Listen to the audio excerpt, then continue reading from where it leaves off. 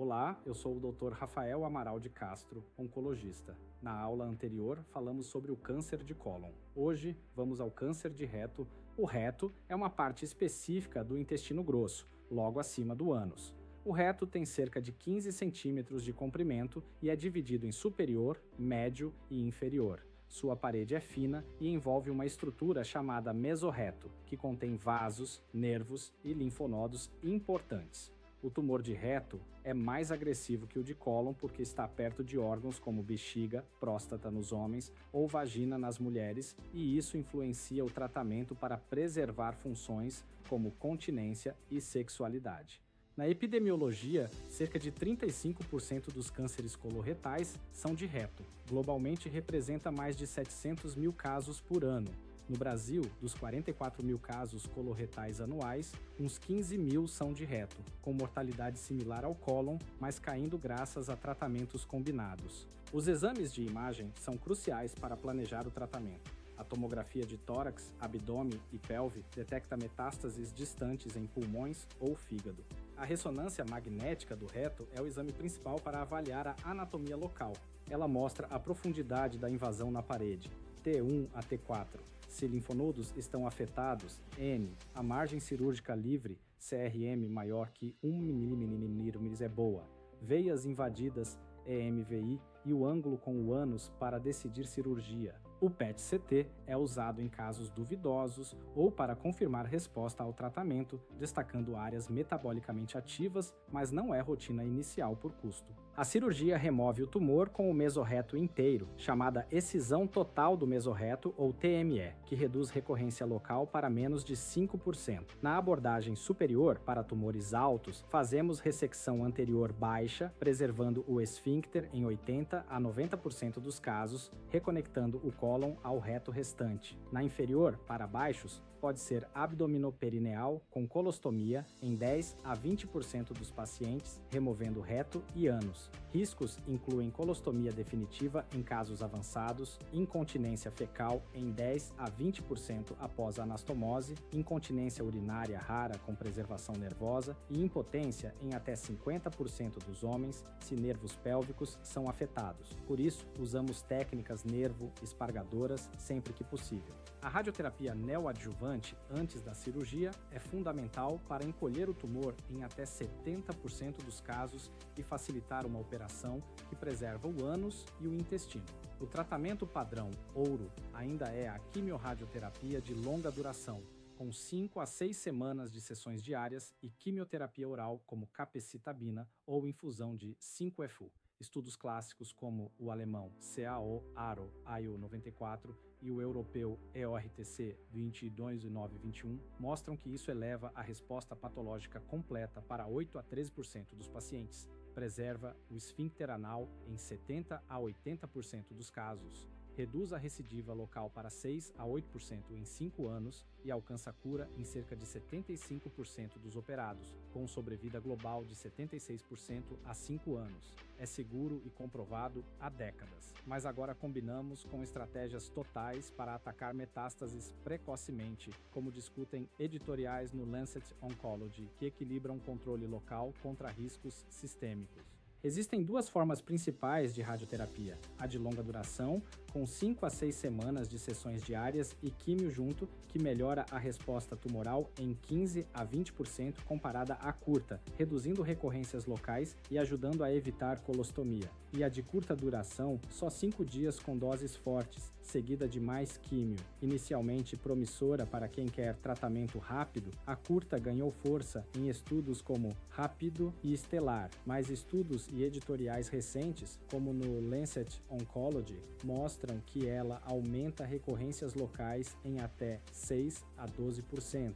Por isso, seu uso está caindo em favor da longa, que equilibra melhor o controle do tumor e a qualidade de vida.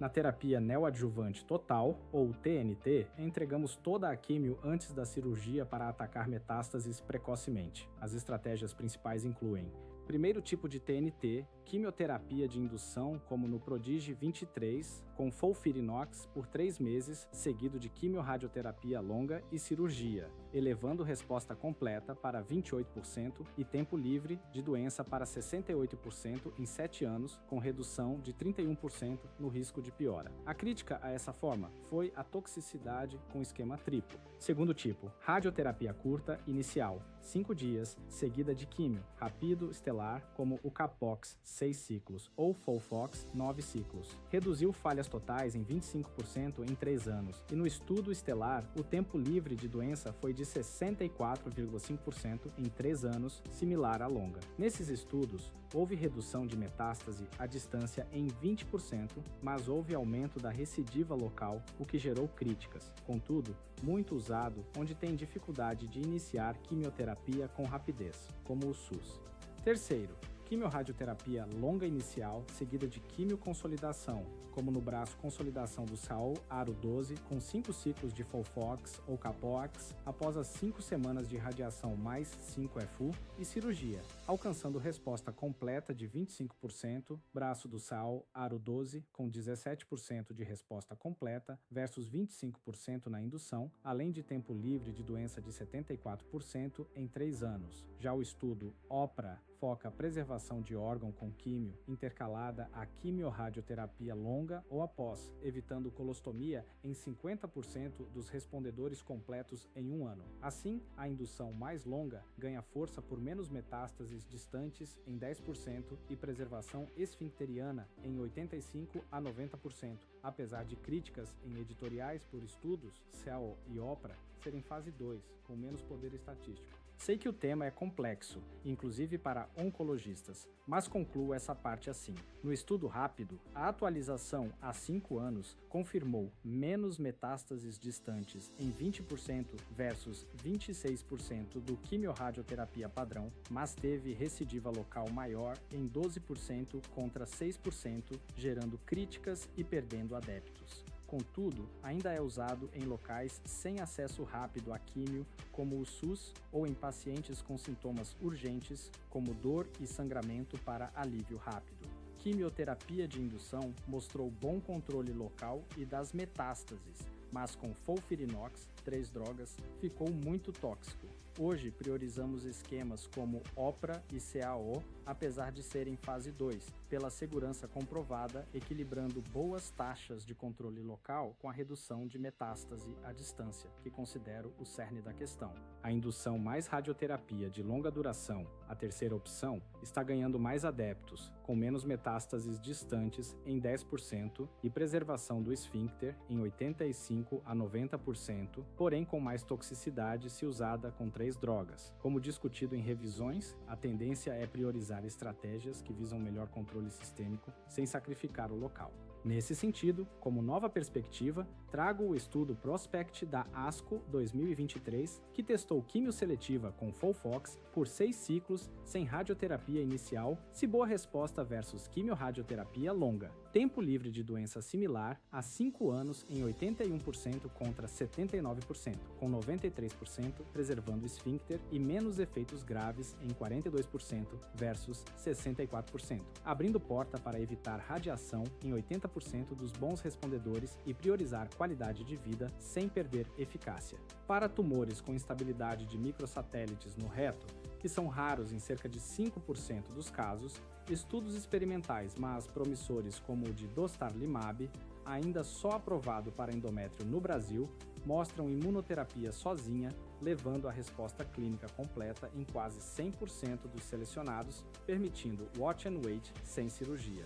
No NICHE-2, nivolumab mais ipilimumab alcançou respostas patológicas maior de 95% e completa de 67%. Deve ser considerado nesses raros casos, integrando TNT, mas ainda experimental e em avaliação regulatória. Após TNT, se resposta clínica completa confirmada por RM e endoscopia, adotamos a estratégia chamada Watch and Wait, que é uma vigilância rigorosa sem cirurgia imediata, com sucesso em 50% a 60% dos casos, evitando colostomia em mais de 40% dos selecionados, mas com monitoramento mensal inicial.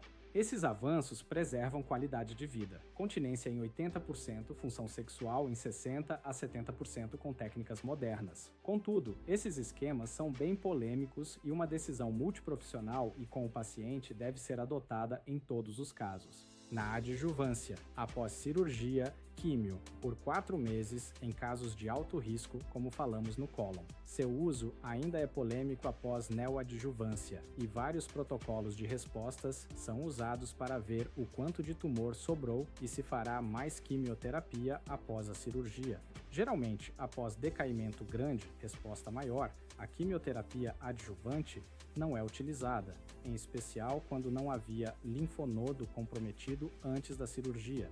No paliativo, seguimos os mesmos parâmetros de perfil molecular da aula anterior, de cólon, para a escolha do tratamento sistêmico.